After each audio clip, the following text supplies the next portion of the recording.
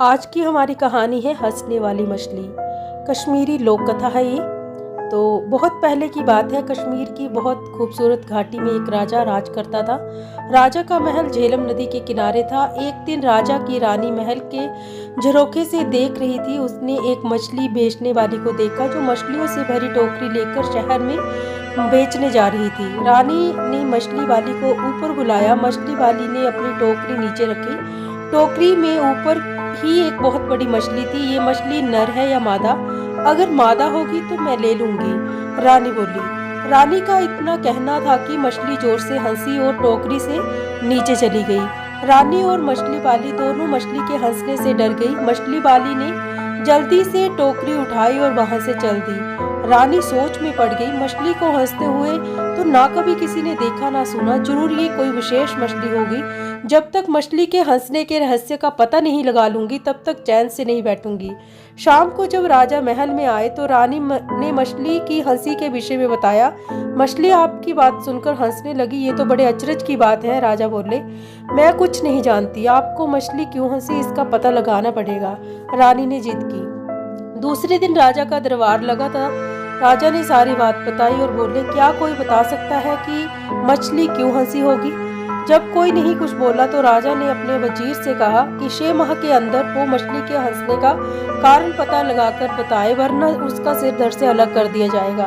वजीर उसी दिन से मछली के हंसने का कारण पता करने के लिए लग गई। बड़े बड़े ज्ञानी पंडितों से, जादूगरों, साधु सन्यासियों से सबसे पूछा, कोई कुछ नहीं बता सका। दूर दूर तक यात्राएं की पर कुछ भी पता नहीं चला। समय निकलता जा रहा था। 5 महीने निकल गए और वजीर कुछ भी पता नहीं लगा सके। उन्हें अपनी मृत्यु सामने दिखाई दे रही थी। उन्होंने अपने बेटे सुलेमान को बुलाया और कहा, बेटा, मुझे तो 1 महीने के बाद राजा मरवा ही देगा। कहीं राजा का क्रोध तुम पर भी ना उतरे, इसीलिए तुम यहाँ से चले आओ। सुलेमान अपने पिता से बहुत प्यार करता था। वह बोला, मैं आपको अकेला छोड़कर नहीं जाऊंगा। वजीर ने उसकी एक नहीं सुनी और समझा बुझाकर सफर पर भेज दिया। सुलेमान दुखी मन से बिना सोचे समझे जो रास्ता मिला उसी पर चल दिया। चलते चलते रास्ते में सुलेमान को एक किसान मिला। किसान शहर से सामान आदि खरीदकर अपने गांव जा रहा था। सुलेमान ने सोचा, एक से भले दो। वह भी किसान के साथ साथ चलने लगा। थोड़ी देर बाद चलने के बाद सुलेमान बोला, देखिए, चलते चलते हम दोनों थक गए हैं। ऐसा करते हैं, आधे रास्ते आप मुझे लेकर चलिए, आधे रास्ते मैं आपको लेकर चलता हूँ। इस तरह रास्ता आसानी से कट जाएगा। किसान उसकी बात सुनकर अचकचा गया। आधे रास्ते ये मुझे लेकर चलेगा, आधे रास्ते मैं?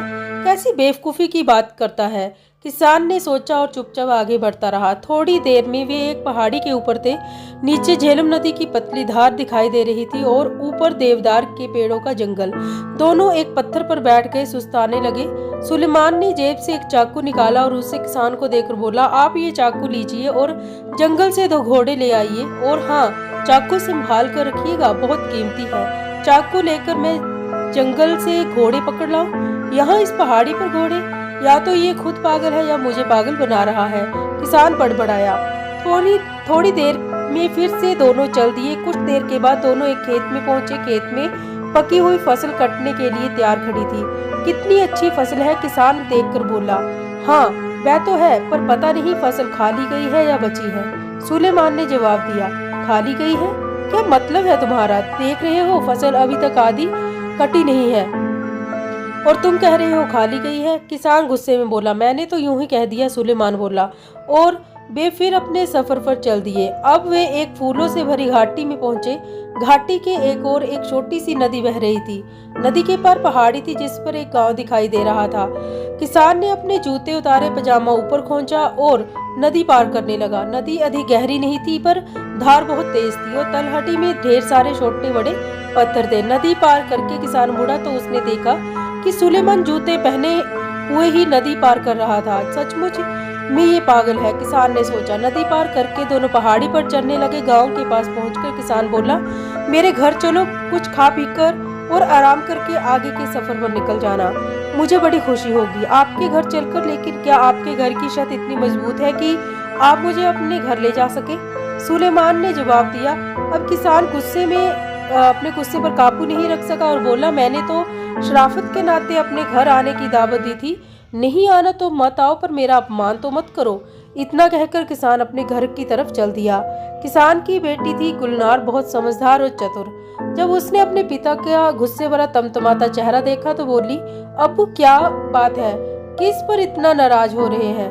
अरे एक लड़का रास्ते में मेरे साथ हो आया, रास्ते भर ऊट पटांग बातें करता ही रहा। अब मैं जब शराबत के नाते घर आने की दावत दी तो कहता है कि क्या मेरे घर की छत मजबूत है, जैसे आएगा तो उसके ऊपर गिर पड़ेगी। किसान बोला। अपने पिता की बात सुनकर गुलनार हंसने लगी। अरे अब्बू, छत कमजोर होने से उसका मतलब रहा होगा कि आपकी हैसियत ऐसी है कि आप उसकी खातिरदारी कर सकेंगे। हो सकता था कि मैं जरूर अमीर घराने से ताल्लुक रखता हो। किसान ने सोचा तो उसे गुलनार की बात समझ आ गई। अच्छा बेटी, तो जरा उसकी उन बातों का भी मतलब बताओ जो वह रास्ते भर करता आया। और किसान ने रास्ते का सारा हाल उसे बताया। गुलनार थोड़ी देर सोचती रही, फिर बोली, अब्बू ये लड़का बहुत समझदार है और बुद्धिमान है।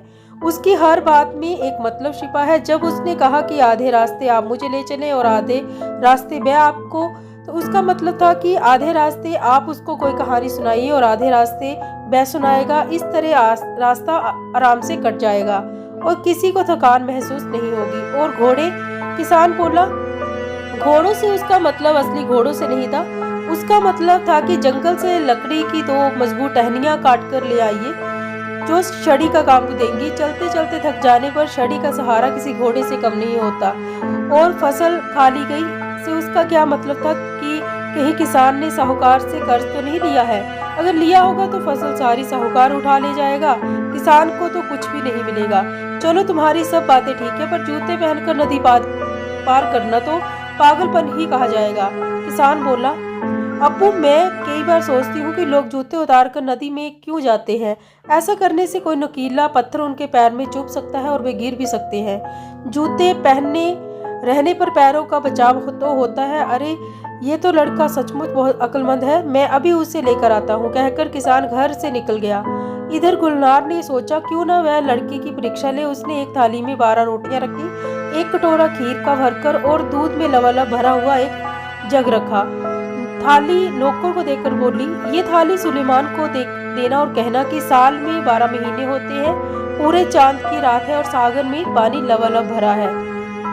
नौकर लालची था। उसने सोचा अगर मैं थोड़ा सा खाना खा भी लूं तो लड़के को क्या पता चलेगा।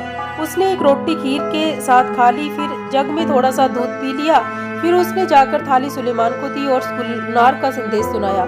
सुलेमान ने थाली रख दी और नौकर से कहा, आप अपनी मालकिन को शुक्रिया कहिएगा और कहिएगा कि साल में 11 महीने होते हैं, आधे चांद की रात है और सागर में पानी लबालब नहीं है। नौकर ने आकर गुलनार को सुलेमान का संदेश सुना दिया। गुलनार समझ गई कि नौकर ने थाली में से खाना खाया है। नौकर ने मान लिया कि उसने चोरी की है। ये बात तुम्हें कैसे मालूम पड़ी कि नौकर ने थाली में से खाना खाने की चोरी की है? किसान ने पूछा। अब्बू, 12 रोटियां रखी थी, मतलब 12 साल में 12 महीने, कटोरा भरकर खीर का यानी पूरे चांद, और सागर से लबालब पानी मतलब जग दूर से भरा है। सुलेमान ने कहलवाया। साल में 11 महीने मतलब 11 रोटियां, आधे चांद की रात मतलब आधा कटोरा खाली, और सागर में पानी कम है मतलब जग में दूध कम है। वाह, तुम दोनों का जवाब नहीं। किसान बोला। शाम को सुलेमान आया। खाना खत्म होने के बाद गुलनार ने सबको कहवा दिया। कहवा पीते पीते सुलेमान ने अपने पिता और मछली की हंसी के बारे में बताया और बोला, अगर जल्दी ही मछली की हंसी का रहस्य नहीं सुलझा तो मेरे अब्बू की जान चली जाएगी। क्या आप कुछ मदद कर सकती हैं? गुलनार चुप होकर थोड़ी देर सोचती रही। कुछ देर में उसके होठों पर मुस्कान आई। चलिए, मैं भी आपके साथ चलती हूँ। मछली के हंसने का रहस्य मैं राजा को ही बताऊंगी, वह बोली। सुलेमान गुलनार के साथ उसी वक्त अपने नगर की तरफ चल दिया। उसके पिता चिंता के मारे खाट से लग गए थे। सुलेमान को देखकर बोले, तुम क्यों यहाँ आ गए? मैंने तुम्हें आने से मना किया था। अब्बू, आपकी चिंता खत्म हुई। गुलनार मछली की हंसी का रहस्य समझ गई है। आप हमारे साथ फौरन राजा के पास चलिए। क्यों वजीर? मछली क्यों हंसी, कुछ पता चला? राजा ने पूछा। हाँ महाराज, इसका उत्तर ये लड़की देगी, वजीर बोला। महाराज, आपके महल में एक पुरुष स्त्री के भेष में रहता है। ये बात उस मछली को पता थी, इसीलिए वह हंसी थी। गुलनार ने बताया, हमारे महल में पुरुष असंभव है।